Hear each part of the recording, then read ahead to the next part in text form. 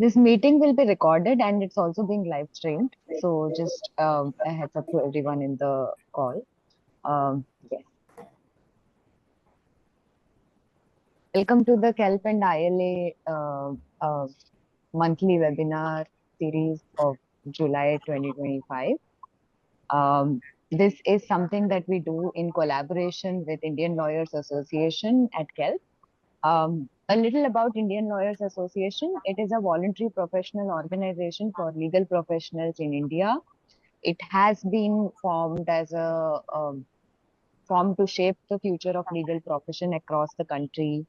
They create opportunities for quality professional development and they support the advancement of equality within the legal profession to promote the delivery of justice, facilitating effective law reforms, and advancing the rule of law throughout India.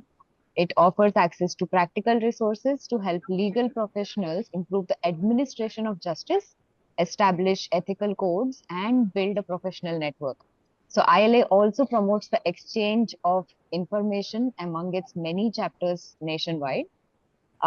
We have Kelp, from where our journey comes through. Kelp is established in 2013. It's a forward-thinking organization committed to transforming workplaces into safe, happy, and inclusive environments. With a firm belief that employee well-being is integral to organizational success, Kelp strives to set new standards in people management and HR practices and overall performance of an organization. It has been a pioneer in simplifying legal complexities of the PoSH Prevention of Sexual Harassment Act and at the workplace. And we also aim to demystify the often misunderstood domain of diversity, equity, inclusion. Kelp takes pride in serving over 1,000 satisfied clients across uh, diverse industries throughout India, with a presence in 53 countries, and we deliver services in 15 languages over the past decade. Um, that being said, there is an exciting lineup of panelists for you today. So, before I introduce the panelists, I'll quickly introduce myself also. Hi, I am Meenakshi. I am a lawyer, researcher, and subject matter expert in workplace safety, PoSH, and DEI. I work with Kelp, where I handle PoSH cases, advise on employment-related legal fields and corporate policies. And I also conduct certified training sessions on workplace inclusion. My background includes an LLM in law and development and I've worked across legal practice, grassroots gender programs, and corporate advisory. So I'm passionate about building safe, inclusive, respectful workplaces with Kelp. And here, compliance and compassion goes hand in hand. We are delighted absolutely to welcome Punita on our panel. Punita Satya, a seasoned professional with over 24 years of corporate experience spanning people management training, talent development, and process implementation. Punita is also a certified transformation coach, an experienced PoSH consultant, and an empaneled external member with several organizations.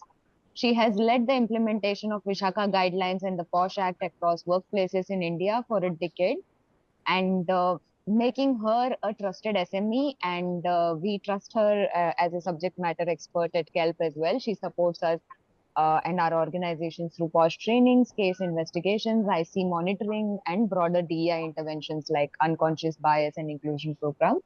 Welcome, Punita, on board. She brings a beautiful strategic insight and deep empathy to her work, and we're thrilled to have her with us today. Thank you, Meenakshi. Thank you. Thank you. I'm really humbled with such a descriptive definition of my name and the profession that I belong to. Thank you very Thank much. you for bringing what you bring. We also have Chinmay with us, Chinmay Trivedi. Chinmay is an accomplished HR professional with over 15 years of experience in the financial services industry. She brings deep expertise around key HR functions, including recruitment, employee engagement, performance management, and employee relations. Chinmay is known for her ability to assess organizational needs, co-create solutions with stakeholders, and lead HR transformation projects that enhance employee experience and drive productivity. Her strategic approach to change management and people-centric leadership makes her a valuable voice in today's conversation. Welcome, Chinmay. She's the Senior Vice President of True Home Finance Limited. So she has some very in-depth understanding of the field of finance. So welcome on board, Chinmay. We are really grateful to have you here. Thank you so much, Meenakshi. Thanks for that introduction, and really thrilled to be here. And something that I really look forward to is interacting with people and discussing on different topics. So that's something that I'm really looking forward to. And hi, Punita. Hi. Yes. Meenakshi, So, just a yes. quick note before we get into the what I'm sure is going to be a very lively discussion today. We have a lot of people, I think, on this group using the same link who have joined in.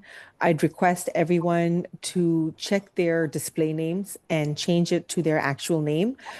We can really allow just one person per name in the call, just to make sure that we don't have any bots or anything in there, right?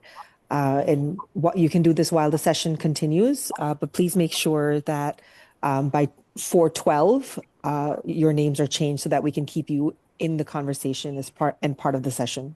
Thank you. Thank you, Shalu. I guess I also saw a couple of names crossing over, so I please work through the technicalities of that. Absolutely. Yes. No, I think there is some technical error, Meenakshi. I think a lot of us are appearing as Ritika Nagpal, while because I think there is some technical issue there, which you may just check out. If you've used the same link, then it will come across as the same name. So yes. We'll have to figure that out. Shalu, would you be able Yeah. to So elaborate?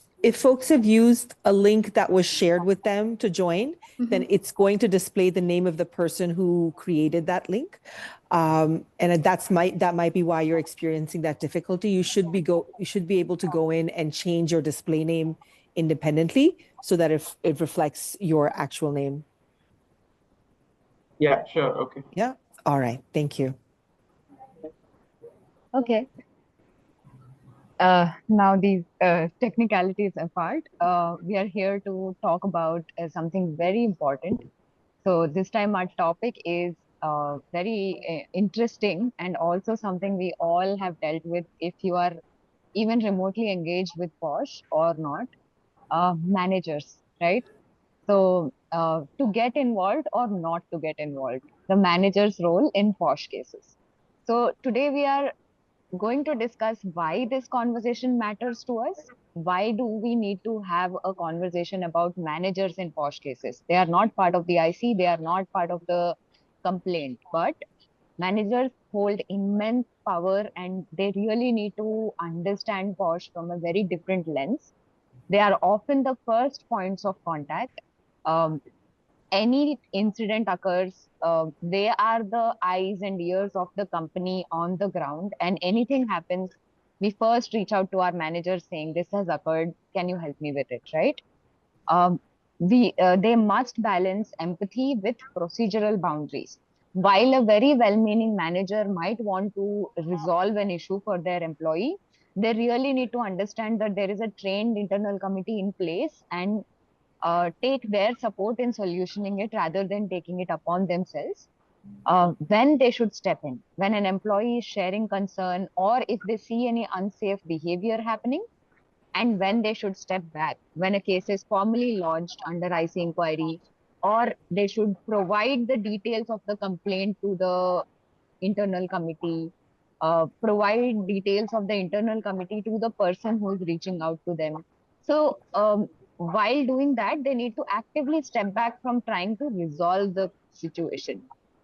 They need to maintain neutrality. Often, sexual harassment can occur in the same team, and the manager needs to maintain a certain kind of diplomatic stance till the inquiry is completed so that no party feels like the process is being influenced against them, right? So this session tackles a very common dilemma here. When should a manager intervene and when is it best to step back? So as team leaders, managers are often the first people. And in these cases, they must step in, listen, document, and escalate appropriately. And a good manager can be a blessing to a PoSH case, and a manager who is confused about these procedures can actually act as a hindrance in the due process that is being met by the IC committee. So, to address some of these challenges and also to uh, figure out the issues and challenges, let us see what the panelists have for us today. That being said, I think my first question would be to Punita. What role should managers play in PoSH cases? It's a Uh, simple yet deep question. yeah. So you have precisely summarized it in the beginning itself, Meenakshi. Managers are the first point of contact, right? They are the karta dharta, if I have to use the Hindi word, for the employee, for the team member. They are everything to a team member. Okay. If I don't feel well, then I go and talk to my manager. If I fall sick and I need to go early, I go and talk to my manager. If I need extra leave, whatever, right? Anything to do with respect to the work as well as to my personal stuff. Manager is the first person that anybody would like to go to. Having said that, since they are such key important personnel in an employee's life, it becomes all the more important that they are absolutely mindful about how they behave across at the workplace, how they are coming across when anybody comes to them and shares issues that is happening towards, specifically towards PoSH, and also how should they guide the particular person to what is the next step. Like you rightly said, right? They cannot become investigators themselves unless they are part of the panel. Even if they are part of the panel, the law very clearly says that if there is a span of control or there is an influence or there is a conflict of interest, then that particular person should be stepping out for that particular timeline till the investigation is dealt with, right? So a manager, it all said and done, is such an important phenomena in an employee's life. Okay, that is towards the career, towards the entire work life. So that's how it is. Thank you so much. They are indeed the karta dharta of our work life. So that being said, I think I would like to bring in one interesting insight that we were discussing with Chinmay earlier when we were talking about this topic. She was talking about how it depends on the city also on how much the manager has a power in a space. So, Chinmay, would you like to elaborate on that point? Because that was a very interesting insight on the delegation of Yes, responsibilities and yes. the pedestalization of managers. Sure, sure, sure. I'll also add to what Punita said, and I believe that manager's role in a posh kind of a situation is more proactive, so that there is a no posh complaint. So I think communication, awareness, having the confidence, trust building with the members, especially women team members, is very very important, right? So to create that ecosystem, because again, you are the karta dharta, or you are the first point of contact for the team member to reach out to talk to, right? And within BFSI space, anybody who's worked in banks and BFCs which have a brand setup, most of these locations are very far off, and you might have like a 6 member team, right, operating from a very remote location, from the hub location or the main office, right? So you might have 5 people, 10 people, sometimes 4 people in the brand. Sometimes you may not even have like a full-time employee who is a woman, right? So you might just have like a housekeeping person who is a woman. So it is very important for the manager, especially in this setup, right? Because then that manager is kind of leading the show there. So the additional responsibility to make sure that there is the right communication, right awareness, right approach and ecosystem that is created for all employees is very very crucial for one to be able to go and talk to the person. Otherwise it becomes too like employees in some of these locations may not interact with somebody in the corporate office, and they find it very distant. Sometimes there are language barriers as well, right? So they are very used to the local language, so that also dissuades them in terms of reaching out to the right channels or to IC. While obviously the HR team and everybody does a lot of work in terms of communication awareness, but again, the manager here plays a crucial role, because you've already created that awareness. But to reinforce and do that trust building, to make sure that the employee feels comfortable, is something that I think is a role that manager needs to play proactively. And once, should the case come across, I think the manager's role is very clear and crisp in terms of guiding, in terms of how to lead the case, and thereafter step back and provide the right kind of security and comfort, privacy of the person who has raised this case. So I think that maturity in handling a case, once you have that, is something that I would say post this situation. But a large part of manager's role is proactive before a case comes on board or something like that happens. Absolutely. I think there are a lot of these nuances that come in from industry practice here, like, the languages and the ways that managers are involved and are so crucial. So I think that was a lovely point. I would like to now get to the point where I think there is a similar question in the chat also, that how can organizations equip managers with the right training and tools to handle PoSH cases effectively? Punita, you've done some trainings around PoSH with managers, and is it important for us? Why do we need these manager trainings, and what kind of training and tools do we need to give them if we are doing a manager sensitization? And I'd like your inputs also, Chinmay, on this. So yeah, whoever wants to go first. I have seen, sorry, I'm just taking this question, Yeah, Chandra. sure, sure, sure. So I've seen almost all organizations having an employee awareness training, which happens like a gala, like a town hall, or at one go, like, kilo ke bhav mein we just do the employee awareness sessions. However, I personally feel that it is very, very imperative and important that we do customization with respect to the various levels or layers that the organization may have. Like Aman is saying, right? He says that, okay, first just equip the manager with proper appropriate awareness, and then you will start seeing results. Bang on for saying that. Hence, there is a need to customize our training sessions in such a way that through these different layers, we are building our guards, in terms of saying this is your first level of escalation, this is your second level of escalation, this is your third level of escalation. Of course, having said that, officially we know we have our IC team as the judicial official board, which will be looking at all the appropriate inquiry procedures and processes. Having said that, the managers could be trained in very different ways. We could have, what you call classroom sessions. We could have webinars like this. We could have customization based on the industry that the person comes from. Kelp is very, very rich, I should say, because I've been associated with them. The quality and the type of real life examples and cases that we have dealt is huge, and we can customize it appropriately to the specific industry.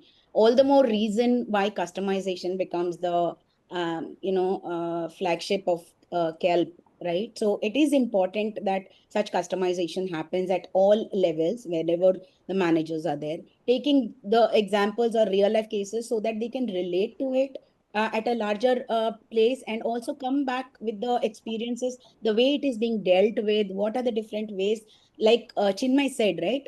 The proactiveness in terms of how do we prevent it in the first place, and not look at it from a post operative session. Okay, it has happened, now what should I do? That is there, that is important. So the steps that I said belong to that part of it. But what Chinmay rightly put out there is, how can we prevent it? So prevention can happen only through multiple awareness session. It could be road shows, it could be skit plays, it could be role plays, it could be just vanilla conversation which is happening, once in a month between the teams and between people across, and just saying, okay, hey, what do you think? Will this fall under? So I'm sure all of you will be getting this small monthly, once in a fortnight thing that Kelp sends, right? Tiny examples and the definition of it and other things, right? So there are many such ways that we can create awareness. And I would say, as a manager, walk that extra mile. Don't wait for the organization to do something for you in terms of awareness, right? You could always go and educate yourself through the various ways that it is there. First and the foremost, log in into the Kelp website. You will have so many questions are there. By going through that, you will get to know how to take care of many things, right? And sometimes, I always say this: run a movie and then ask people. Movie is something which where everybody can relate to. So ask them what is the learning and how do they see. So you will find different perspective from different managers for that matter. And I think, yeah, try to become creative. Run a slogan campaign. Ask your team to come up with the slogan for your PoSH poster. I mean, Kelp does it. Kelp sends banners, it supports. But then what is it that you want to do as an organization which will tie up with your missions and your visions and stuff like that? So get your people to relate to that. The more they connect, the more they feel that it is it is being asked to them. The more you engage with them is how you can bring in that awareness for yourself as well as for your team. I hope I have not spoken more, but this is what I feel makes a lot of difference in terms of feeling it as yours.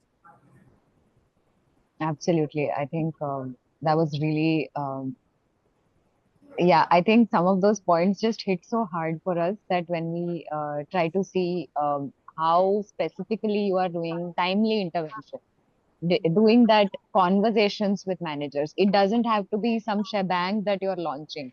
It has to be something that is consistent, and that consistency in effort really, really comes through. Like little bit of conversation, giving them scenarios, talking to them about real life industry based examples on what they need to look out for, and seeing the trends also really matters sometimes. Like I can't bring in FMCG examples for a media based company and say that now you are trained. So I think that was really, really insightful. Chinmay, you have anything to add on that, or should I ask the next question? Yeah. I can add on, but I think Punita covered it well and covered covered all the aspects. I think the only thing that I'll add there is that Posh is so nuanced, right? So there are going to be so many multiple scenarios, and it's not possible for you to kind of you've done one training and you've covered it all kind of a stuff. So there's a constant learning basis, the kind of cases that have happened, kind of experience, the more conversation that you have with your employees, is when you realize what could be what are the other shades that can and that is usually the most difficult part, because people don't understand that this will fall under the realm of Posh. And so a lot of efforts that we do here as well is to make people understand the different scenarios in which Posh will fall under. So like she said, in terms of case studies, etc., and all that, we also try to bring in the cultural aspect of it, because every geography has a very different cultural this thing. So what is very okay and acceptable, say in a western Gujarat, is not the same in, say, a Kerala, right? So something which is okay, but we really caution everybody out there. So case studies, scenarios, videos, as she said, and conversation. And I think this is an ongoing journey, so you can't do like once a session and then come back to them again like after 6 months. So we constantly keep doing flyers, and we keep communicating. The HR team keeps doing that. So I think that is what is required. The reinforcement and clarity around how each case is different than the other is something that, and it takes time. As a professional, somebody who's dealt so many cases, has been a presiding officer in most of my organizations, but still every case is so different and so nuanced. So it's only fair that we I believe this is a topic where we need to over communicate. So yeah. Yeah, it is definitely over communication better than under communication. I hear you on that. Now, there are a lot of questions coming on the chat also for us. Yeah. Before I take up those questions, we will definitely get to the best practices, which has been a common question that what can we do? I have answered some of it, but before that, I wanted to bring in what are the common mistakes that managers should avoid, because I think we need to learn from our mistakes. So, scenarios that you might know, or what are some of the common mistakes managers make while dealing with PoSH cases as soon as the complaint comes to them, and how can we work towards that? So, just let's highlight the mistakes. So I'll go here because I've seen so many counsels, so many managers here as well. So what happens is that I think the first problem is the urge to solve the issue, right? Because they feel very obligated, compelled, and they have this sense of ownership as well, that because this person is in my team and there is this, I need to solve for this issue. So I think that is one thing which goes wrong. I think the role there is more to in terms of support, in terms of guidance, in terms of being that hearing person, and even if because depending on case to case, the person could be very scared, intimidated, not sure what needs to happen. And then you have women from all walks of life who have different exposure. So the way a woman would receive a specific comment or a situation will be very very different. So I think the first thing is to just calm down and just probably hear them out, not get into the solving mode at all. And I think the second bit is privacy, to keep it anonymous, because I know it is within the team and you would want to action on certain items, etc. You would want to confront a few people and all that. I think that has, while it is a very strong urge, I think that is something that needs to be curbed. Third is making sure that if there is certain evidence to this particular case, right, make sure that that is not like, because most often the complainant would have discussed or would have tried to say that I think this is the case. So making sure that that is protected and not get into that whole space of please show me, I will validate, etc., and all that, wanting to be there. I think those are some of the things that are absolute no as far as any PoSH case is concerned. And if I may, I know this is a more emotionally intelligent kind of a space, but understanding the nuances of diversity, equity, and inclusion also. So how do you communicate, how do you treat a specific case, right, without judgment? Because there are, it's a very common thing to have a judgment, right, and then get into the space of this shouldn't have happened, you shouldn't have done this, or I had told you all earlier, kind of a space. So I think that judgment kind of a space is also something that one needs to avoid when it's an absolute no from a manager perspective. So yeah, I think that those are the 3 4 key big no-nos. And then obviously then every case is different, so depending on the case also it kind of varies. I would just Absolutely. like to add one more point. While the manager does all the necessary aspects that is required and make sure that they do not do certain aspect, one important part that they should not be doing is definitely not have retaliatory behavior once a complaint has happened. And also they should ensure that they don't delay any of the activities that they are supposed to be doing as a rightful manager in while guiding the person. At the same time, we have this habit, like Chinmay said, right? They mean the better for the person. So they always want to know what has happened as an outcome. Did something happen? Did the IC do some act? Did they do anything? Did they take any action? Did they do this? So they'll try to probe and check on what is the next step. As managers, if you think you have done the right thing by guiding the person to the IC team, and if the IC team has not come back to you for any support in terms of witness calling or any of the other aspects, then your role ends there. You need to just ensure and trust that your IC will do a good job unless, they are calling you for any of the collaboration activities. So don't follow through also. It is not required. And I have seen people coming through and checking and asking. Because of this reason, a lot of breach of confidentiality happens unknowingly from the manager's side also. They tend to speak about that particular complaint or the complainant or the respondent or whoever. Okay, so just two things that came to my mind. Yeah, absolutely. Also, like the major thing that I also wanted to highlight is that managers tend to make things about themselves sometimes. They need to understand it's not about them, it's about the parties who have complained, it's with the IC, and they had their role to play as a messenger Yeah, only. And after that, they need to step back and not become vigilantes right there, because they only have limited power. IC has limited power. IC is equivalent to a civil court, right? It doesn't have criminal justice powers. But when we hear something like sexual harassment, people tend to take it as like something criminal, and they think that we will solve this on our own. And that's the, I think, mostly Indian mentality that we often struggle with, that the manager is too enthusiastic, and we have to be like, okay, we got you, we will handle this.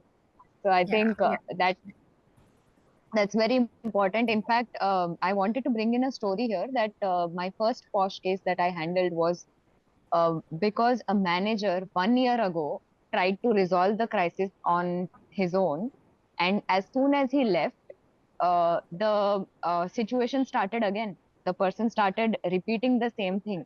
And for a year, this girl is dealing with this issue where the other person has created hostile work environment. And the previous manager had done some basic band-aid fix, saying, apologize to her, it's all sorted now, we are fine. But later it became, even though it was a small issue, but it became like really big towards the end, because he kept creating hostile work environment as soon as the manager left the system.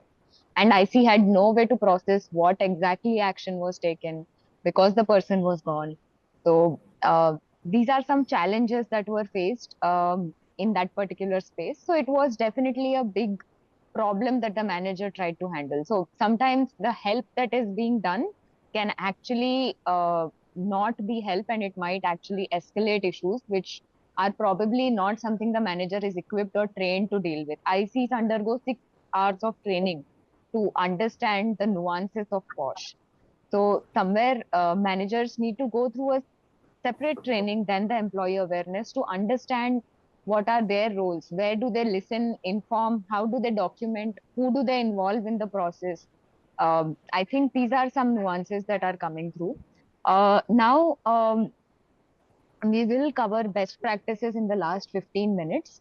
I wanted to check in if uh, how should so this whole process of what can a manager do? So, what proactive measures can managers take to prevent workplace harassment before we come to redressal point of view? What can the manager do to prevent sexual harassment in their team? Punita, would you like to answer that? yeah. Uh, so in order to prevent, like we have covered this in different, in the very many questions that you have asked. So basically, the person should walk the talk, right? As a manager, they become role models to the team and the people around them. So make sure that they, whatever they are saying or talking about it with respect to the PoSH compliance, they need to make sure that they are living examples. They are able to have inculcate that same behavior across on the board as well. They need to be able to make sure that they are the managers are approachable, right? I there was one question which somebody had asked. I'm sorry, I forgot your name. They said, what if the complainant wants to come and raise a complaint, but because they are uh, fearful, they are not able to raise the complaint with the manager. So what should they do? So this situation should not be arising, right? If at all such a situation comes in, of course, the complainant, the can the manager raise on behalf of uh, the person who is undergoing this behavior, is what was the question for. Yes, the manager can raise a complaint, not in the form of a complaint, but as an information or an intimation to the internal committee, stating the facts that on such and such date, such and such person came and confided in me, saying that these are the different things that have happened. I have told the person to go and reach out to the IC or write to the IC, meet the IC, and do the needful. However, the person is feeling very fearful. So here is what has been told to me, and I just wanted to get you to know this. So this kind of appropriate communication needs to come from the manager to the IC, and then leave it to the IC to do the next job of reaching out to that complainant and taking it forward. Apart from this, like I said, have those small PoSH awareness conversations, right? Don't treat this as a taboo subject that you cannot really talk about it. As a like I always keep saying this, अरे ज्यादा नजदीक एक दूसरे के साथ मत बैठना, एक दूसरे को पॉश लगा देंगे. It's a very Hindi slang kind of an example, but it is not like that. What we are talking about when PoSH compliance or during a PoSH awareness session or whenever we are having such real life examples, we are trying to say that each individual is mature enough to know and understand the boundaries. Okay, so they should be very mindful of how to respect others boundaries as well, and not map it to their own, because culturally, like Chinmay said a while ago, we all are individuals very differently designed and aligned, right? So my boundaries may not be yours, so respect that boundaries, and managers can create examples by bringing in this behavior themselves, right? Yeah, and make sure that there is no toxic environment there, making it easy for the, Beyond posh as well. sorry, Beyond posh Yeah, as beyond cautious. absolutely. I think managers need to identify the red flags of the team, whether it's gender sensitization that's required, whether it is posh related issues that they are seeing. It could be someone making a homophobic joke and you telling that, hey, this is not the culture of the company. So there was a question around how can managers be the drivers of the culture and policies of the company. So I think that more than a question, it's a statement in itself. I think Nitin had asked that, but I just wanted to highlight that they are the persons who are driving it. They should know their employee handbook through and through. They should have people management training. They should know what are the different sensitivities they need to have when they are trying to handle complaints of any sort, be it sexual harassment or any other complaints. I feel like managers need to have nuanced understanding of what is the issues. Now I would like Chinmay and Rajesh is Punita. Rajesh has Yeah, got his hand. yeah. We'll take the question. Rajesh, I'll take the question towards the end. I just wanted to highlight one question that has been coming up for us. That is best practices. What are the best practices that you all have seen in your immense career for managers? And trainings, and what we talked about trainings, we talked about some quick informations, but what exactly are the best practices? What should a company take care of? Chinmay, will start with you. Maybe your industry specific examples will also help us. So I think when we are doing the whole orientation training program, use of a lot of videos which will connect. Don't use the videos which are like a foreign language and things like that. People don't usually connect with those, but look at content, that whatever content that you're using, right? You're making, it has to be contextual, something that they will be able to relate and understand. Because what happens is most of the very standard content that is available on training is very very high level, so everybody knows. So in everybody's head, posh is something where there is a physical abuse, so the verbal abuse, non-verbal abuse, those are the very nuanced ones. One people usually miss out on intimidation, hostile work environment. So I think creating content which is more contextual, which is easy, simple to understand, is a key to a good orientation program that you can have for your manager. Frequency of this program, and this is something that I've been following and it works brilliantly for us, is that we do this once a quarter, right? So all my entire HR team travels to different locations, branches, where they connect with the employee, and when they connect with the employee, they do a refresher of the program. So while we've covered everyone through the program, managers and employees themselves, but then every quarter when you reach out to them, you come up with new case studies. We do a lot of quizzes, whether what which kind of sexual harassment will be this, or what kind of redressal mechanism is available, what are some of the, who should you reach out to and all that. So we do a lot of quiz, and then we also do reward people who participate, etc. So there is a, and we also have flyers, right? So you should have flyers which has these small case studies that are there, right? So the infographic kind of sorts. So those are the ones that you can float around easily. Obviously, PoSH posters are something which are mandatory across, so any office, any location, irrespective of size or geography where they are, they need to be out there.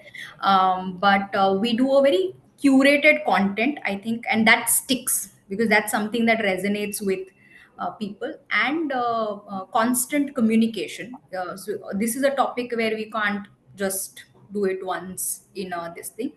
And another thing that we also do is I connect with all the women employees in the organization once a month.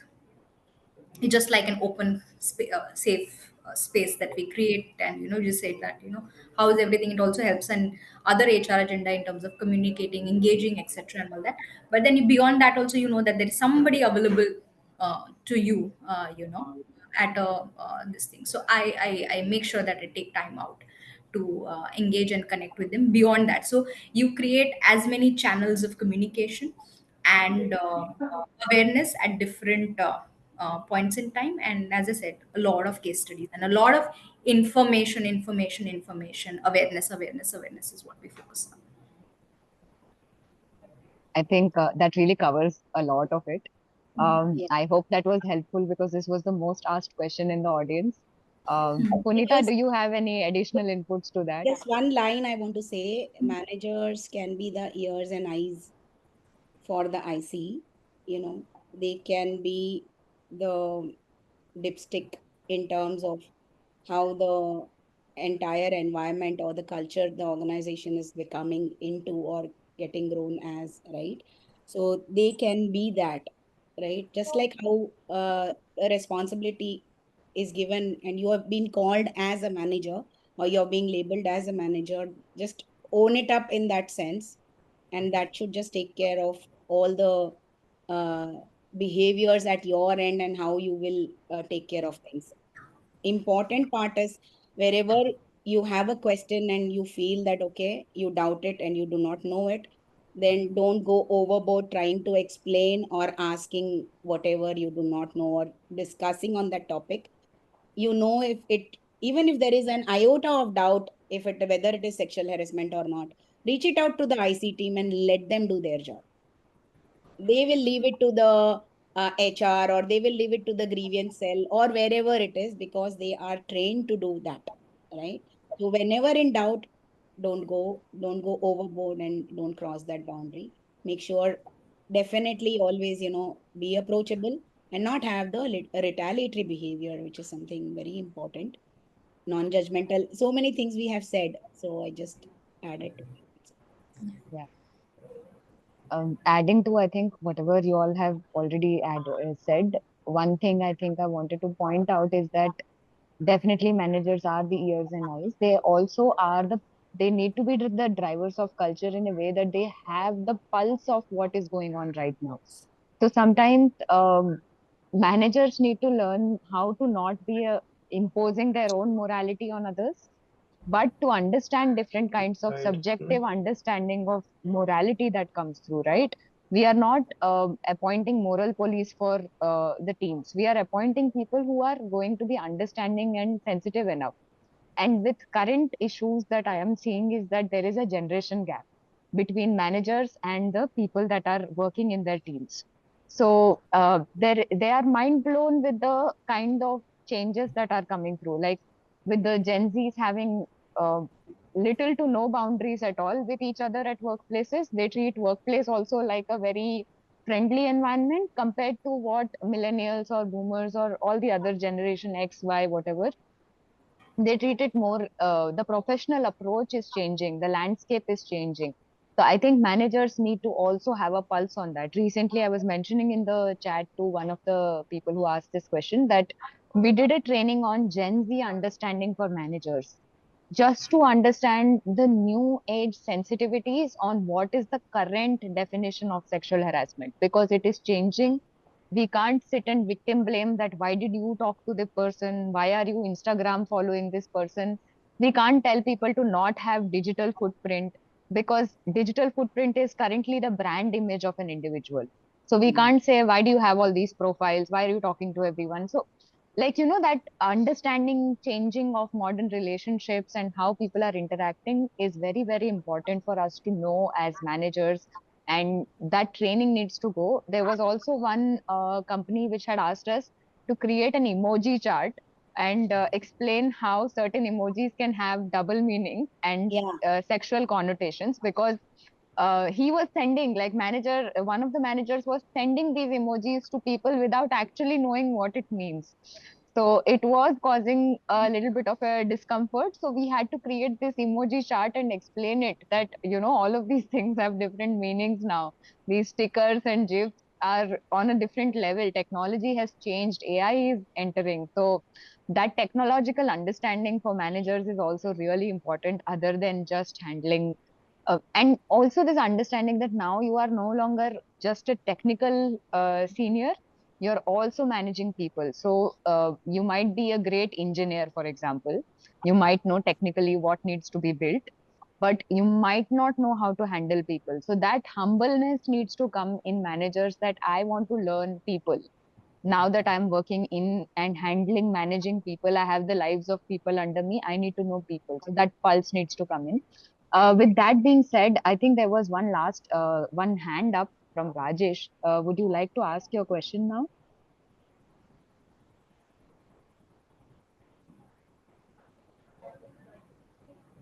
Rajesh, are you with us? Okay, I think we lost the question. But other than that, there was also, I think we have covered mostly all the segments of how, what, and how do we handle these situations, and everything that a manager needs to do and cannot do, and what the company can do. I think one last note on how can managers balance confidentiality, employee trust, and legal competence.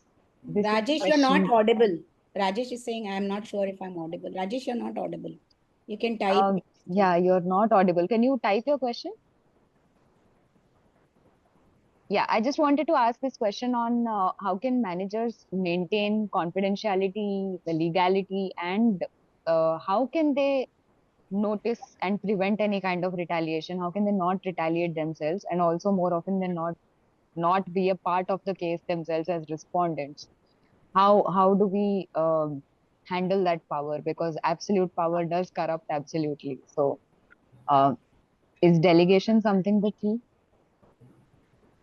No, I think it's also reflective of an individual's character. So there is only that much control do you have, right? You can always, create awareness programs. You can talk, you can communicate, but how much one wants to imbibe is also to that individual. And again, while the manager already has business responsibility, leading the team, people, Posh is a very, very nuanced. So expecting, uh, for the person to cover legal aspect, it's quite a demanding ask, because there's so many things to be mindful of, and hence we are saying that you have a support of a team who is expert in this space and who can provide you the right set of guidance should you come across any case like that. So I think they should, as you said earlier, also be humble enough to say that yes, this is not my space, and I should be able to, I should reach out to them.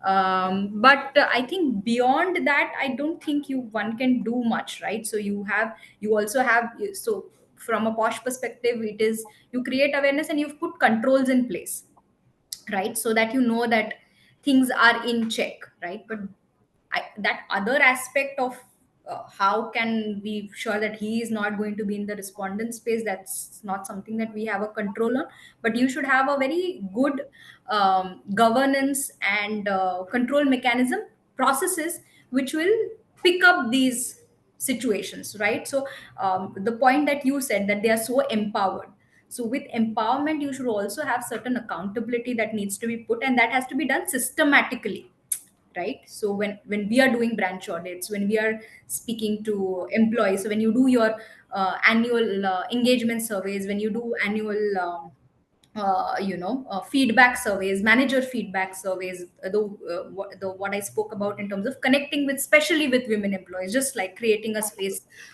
for them. So when you do all that, I think it puts a lot of checks in place to make sure that even if there is something, there is this whole discipline or a fear that you're putting in, that you don't get away with anything just because you have the empowerment and authority to drive and take probably 99 decisions, but that one decision rests with someone else, right? So I think that is the way I look at it. Beautifully said, Chinmay. 99 is with them and one is with somebody else. Uh, just one, I would like to just add also one more thing for an organization. From an organization perspective, it becomes important and imperative that uh, we do. Namrata, I saw your question. Give me a minute for me to finish this. We need to make sure that there are regular dipstick surveys that can happen from an organization perspective, with not necessarily with respect to the manager per se, but basically as an organization, how is our culture, where are we heading, right? So manager is just one namesake that we are labeling here right now. It is you, me, every individual who is responsible for that, including uh, the housekeeping person out there, to make the culture to make the organization a safer place, right? So regular dipsticks in terms of understanding where we are is an important aspect that needs to get inculcated as a practice in every organization. Yeah, I think you all basically brought in so much knowledge here. So before we take the last question, I want to thank you both for all these inputs that you have brought in from your amount of plethora of experience. I can only imagine that kind of experience brings in so much insight and nuance. So thank you so much for that. And if there are any unaddressed questions, we'll have to do a part two of this manager awareness training with the same panelists, and maybe we will continue. But Namrata, is your question answered? You might want to put your hand down. If there is anything, then please ask. Um, One last thing I just wanted to ask. First of all, thank you for answering the question. As we have you just said that manager should inform the IC. But here I just would like to understand from the IC perspective also, if a manager is coming to me as an IC as well, until unless I have not received the complaint in written, what IC will also do? IC can Yeah, also can't do anything in that case. Correct. yeah. Where exactly, Le- and how a manager will also inform in like verbally, written, because yeah, fine, manager is the first window to approach, but managers have their own limits as well. Correct. Sometimes person wants managers to handle the situation because they are in fear or anything, like they're scared to report, but managers can't also report on their behalf as per the act. Correct. But on the manager's whole responsibility, act is also gray sometimes. So yeah, how a manager will deal with it? Because sometimes what happened later on, a person can say that my manager has not done anything for me. Huh. I have already informed to my manager, but he yeah, or she has not done anything for me, and I person can take any decision, resignation or anything else, or report to the management also. So, what a manager should do in that case, or as an organization, should we do anything for the manager? So, No. that's my question. Who's taking it? Yeah, It's so very I'll just add. So see, you cannot raise a complaint without the complainant's consent, Exactly. Yeah. She should be willing to bring that up. So you can't jump the gun and say that please go ahead. It is maybe she's just confided in you and she just is seeking some sort of recourse or just like a support or some a sounding board. And maybe she does not feel that I want to take this up. I'm fine, but I just wanted to like share it with you so you don't while you make a note of it and action it in terms of if there is something bothering and if there's something correct. But if she is not wanting to raise a complaint, then you can't do it without her consent. And if she's hesitant or she's not confident to articulate it, or is feeling embarrassed or shy, or is hesitant, or is not able to bring that up clearly, and she seeks your support to raise that, then you raise that complaint to IC with very clearly stating that I'm raising this on behalf, marking her a copy or keeping her in confidence, or writing it on her behalf with her signature, like if we are doing like a physical complaint kind of a stuff. So that is, again, it's not like a simple yes or no answer, but again, depending on what she has to bring, you will have to decide whether she wants to just have a conversation and just she feels comfortable to come and speak to you, or she wants to raise, or she wants to understand that what needs to happen. And if you feel that this is very it's complex and it's layered, I am not sure what to do in that case, then you can say that okay, I hear you, but I think somebody from HR or IC will be a better person to guide you through in terms of what you want to do. But if she's very clear that I just wanted to bounce it off with you, just share it with you and not like raise a complaint, then you can't uh, do it on behalf of her Yeah. without consent. Absolutely. And also, it's important to document this. Like, Yeah. if So someone's coming in basically, and yeah, sharing with you, you need to document it and say that I'm making an incident report for myself, correct. that this has been informed to me. So, Hmm. tomorrow, if the person says, I've not done anything, the manager has not done anything, then they can also show that, no, I have been communicating and you have gotten the information of the IC. I don't have jurisdiction over this. That communication needs to be very strong. And with each incident, there needs to be an incident report that the manager is documenting and not think that it's not their responsibility. I think there is one more question from Garima. Let's just take that and then close it. Yeah, Is it so okay for Namrata, everyone? just Meenakshi, just one point. I think, whether if the person is hitting a wall, right, the person doesn't want to do whatever or doesn't want to raise a complaint. So then you could be a sponge to listen to it, but then your hands are tied enough up to the point that you will inform the IC and then you get out of it. Also, tell the person that they can raise it in the she box. Very, Yeah, very important. Okay, she box is a place where anybody can go and raise a complaint when it comes to PoSH or a yeah, sexual harassment part of it. Okay. Um, uh, Remember, the organization is created IC so that the employee doesn't go out to a she box. Okay. Exactly. So if the employee is not confident enough within the organization, then that is the only way to reach out there. But let the IC do the job of reaching out to the employee and figuring out whether they will officially share the complaint. yeah. Even in SHE box, the complaint will be redirected to your IC only. Correct. It will not be taken up by ministry or anyone. So it's just Correct. a safe anonymous portal for them to go through.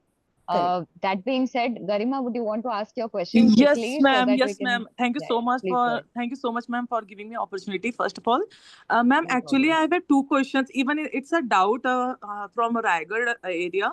Actually ma'am हमारे जो presiding officer हैं वो from last 7 years से practice मतलब वही presiding officer रही हैं because she is the single female workman work employ जो कि वहां पर अभी काम कर रही हैं तो मैम एक्चुअली अभी राइट नाउ हमारे पास ऐसा कोई और सुटेबल रिप्लेसमेंट नहीं है तो can we continue with her no I So don't it think is so. it is prescribed that every 3 years, as या per the fact Yeah. that the entire IC is rejuggled. जी So if you don't have, then you might have to look at external partners who can be on your Yeah. IC. But regulatory, it is not allowed. You can what you can look at is, so there is a concept where you have a central IC and you have regional ICs. Okay So if you do not have somebody at a regional level, then you can say that because of whatever paucity of availability of members, we Okay. are all these cases will be managed by the central IC. Yeah. So And Okay. also there is one more input. District office can appoint somebody for you. Okay. In case we have no our presiding officer, senior female, ma'am. Yeah, Okay. if you don't have a senior female employee, go to your district office. They will appoint a woman who will be acting as your Presiding officer. senior presiding officer. Okay, ma'am. Yeah. There is one more question, please, if you allow. Yeah, yeah. Please go ahead. Ma'am, We'll actually, quickly take it. in our area, actually, there are small companies, जैसे JSPL के साथ है, Jindal Panther is also sitting with our premises. Rail Forging, एक JSCL is also a different company, which is the part of JSPL, but this is a separate company. So, ma'am, can Okay. we have to create a separate IC committee for them, or we can include it is. So if it's the same company with different branches, you can have common IC members that make sure that you have local representation from each office in your IC. For example, three people could be same, but Yeah. have one person from each office that is locally in that office and working from there. And if it is ma'am Ideal, different, मतलब company ही different है, like JSCL is a if different the company. company is different, you will have to have separate internal committees. They can't be same. yeah. Okay. If there are no female employees for that particular company because वो new है तो in that case. District office. District office will give you a senior female employee. That Talk case to an also. external, talk to an external partner, PoSH partner, Like, um, you out. and yeah, they will figure out how to you Yeah. do that specifically. You can call us at Kelp and send this query also. Yeah. So I guess with that, we have tried to address as many questions as possible, and we've had this rich discussion. So thank you so much, everyone, for bringing in your group knowledge and questions. And thank you so much, Chinmay and Punita. This has been a very good panel discussion. I've done many ILAs, and I think this one was one of the most interactive ones that we've had. So I think it's something that you guys brought to the table as well. So thank you so much for being a part of today's discussion. And yeah, I think looking forward to more such sessions with everyone. And all of you who have attended, please keep attending.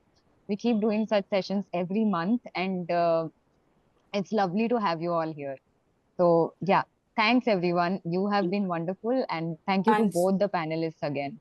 Thank you. Thanks. Thank you so much. Thanks, Kelp, as well. And it's always, nice to interact with everyone. That's something that I always look forward to. But nice discussion. Enjoyed speaking to everyone and the kind of conversation that we had. Thanks. Thank you. Thank you for the opportunity. Meenakshi, can we have you, Punita and Chinmay, just for 2 minutes? Okay.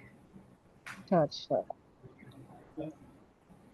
Hi, sorry, Thank you so much. Hi, this is Others can log yeah. on. People who want to log off can log off. Hi, this is Rajesh. I'm sorry. I think I was not audible at that time, so Yeah. I'm just taking this from Namrata's system. So this is for Punitha specifically. So there's one disconnect, and Namrata and we wanted to solve for it. So in one of the questions, she asked that if an employee is reluctant to file a complaint or reach out and get it addressed.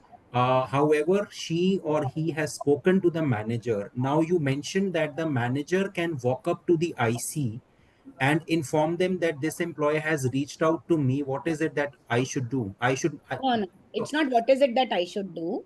The Yeah, manager should be stating whatever the conversation piece has been with this employee, with the right. So the time, manager, with the entire incident. That is what is called as the incident report in right. the So legal. the manager did that. Now the manager did that, reached out to the IC and informed.